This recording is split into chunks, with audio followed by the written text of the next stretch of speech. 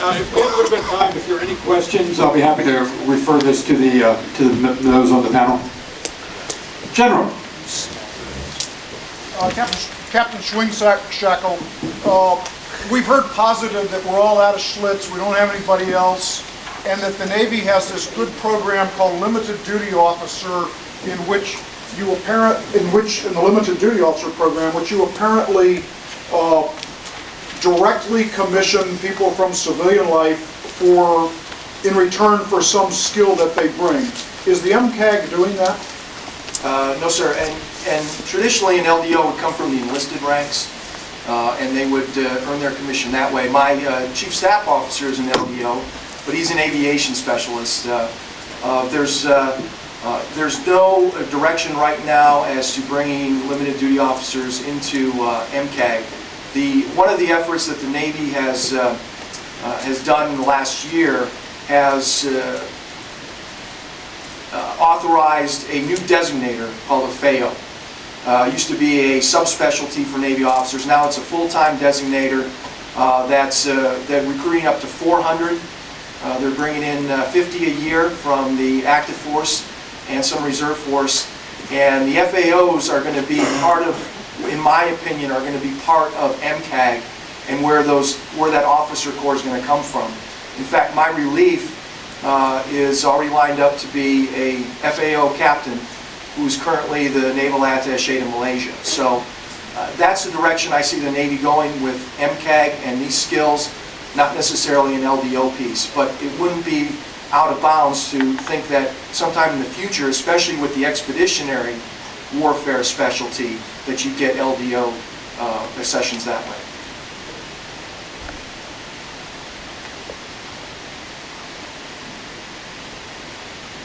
Any additional questions? Sir. Not so much a question, it's a comment. When the captain mentioned the $1,000 language bonus, I heard a lot of oohs and ahs behind me. I just wanted to mention that that's available to Army reservists. And if anybody has any question about the language program, please come and see me. I'm a major proponent of the language program in the Army Reserve. And at 353 Command, I'll tell you how to get your soldiers up to $1,000 extra pay a month. Is that prorated? It is not prorated. Not anymore.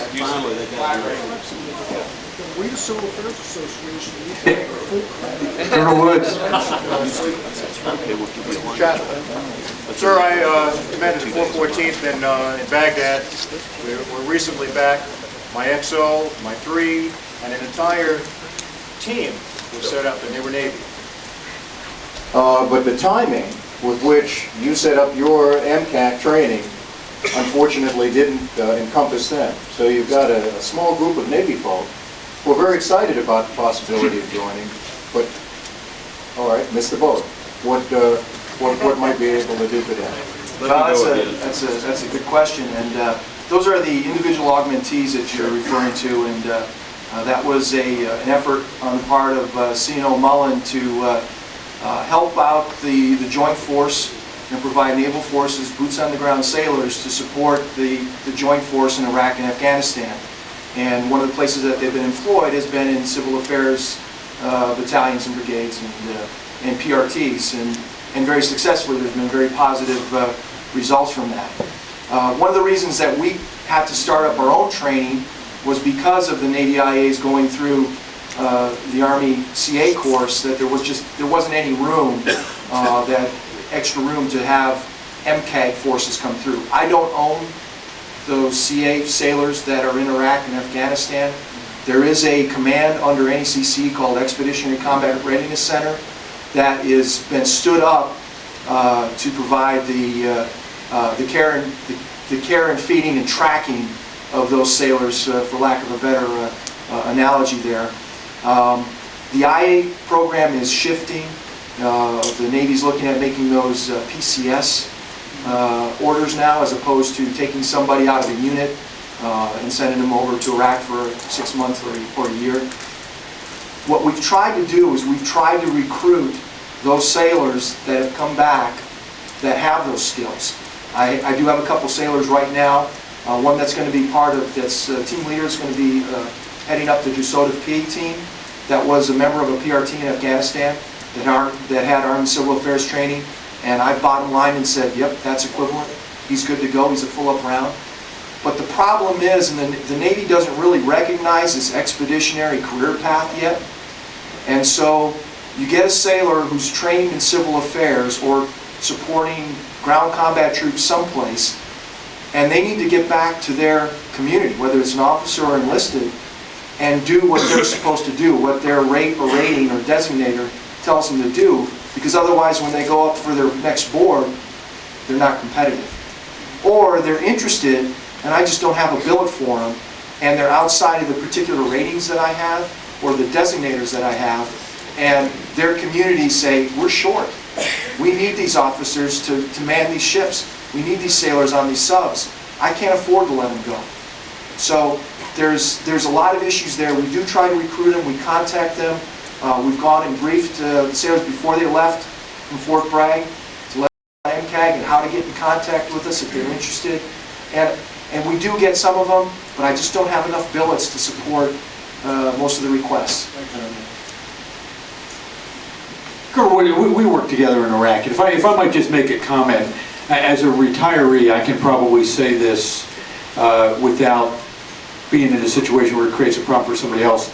And for those of you that know me, I was just recently being considered for a presidential appointment on this very issue that General Morris was just talking about this direct commissioning of people that have specific skill sets. And I can tell you the SecDef's perspective is that's a very important initiative, and that'll solve it. But we've got a real, and I hope I don't offend anybody when I say this, but we've got a really broken G1 process in the military. And if we don't fix this, in civilian life, I'm an expert in business process reengineering. And when you see people, and we saw this in Iraq, and General Hashem, you did a magnificent job of using some of the capabilities. You had an oil pipeline executive who was a lieutenant colonel that you used to great avail. And until you came aboard, things were very difficult to get the appropriate people at the right place. But we had a Marine sergeant who was a senior executive investment banking who was in the World Trade Center, was attacked, decided to come back on active duty as a sergeant, and his first 8 months back in the Marine Corps, he was standing guard duty. And until we recognize and deal with those kinds of issues, when I was at MNFI, I made this comment, and if any of you are with MNFI staff, let's see if you agree. We were 40% overstaffed, but 60% undermanned. And what I basically mean is we had way too many people, but we didn't have the right people. And questions I know that were a common problem, and I just heard this yesterday. You had situations where there was a question where did MNC, MNFI make sense the way it was structured. And until we start addressing those kinds of issues, the force retention issues and the personnel issues that Ken was just talking about are going to become even more exacerbated. And I personally believe that's the kind of issue that's creating the greatest degree of difficulty with the young officers and young staff NCOs and NCOs as to what their concerns are. My son was a specialist in the Army, and when I was over in Iraq, I had the pleasure of commissioning him as a second lieutenant in the Army. And I can tell you, the Army's done a magnificent job of how you're bringing people in and letting them know he's a reservist. I didn't know when they're going to be going on duty. We've got to get better. Any other questions? And we are, yes, sir. There's one over here first, but I'll go out. Sir, Professor Davis.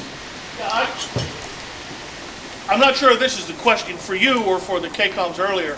This new concept of human terrain teams, I understand they're supposed to have civil affairs members on them. Is anybody aware of those, and are they? General Morris. Yes, very good question. We are actively seeking to place civil affairs soldiers on the human terrain teams.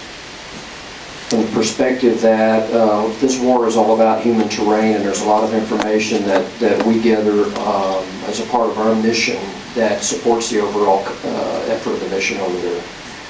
Don't confuse this with intelligence collection, because that's not what it is. But it's a reciprocal effort between us and the human terrain system, the human terrain teams that are going out there. It's It's in its infancy right now. We're not really there yet. But there is a plan to put civil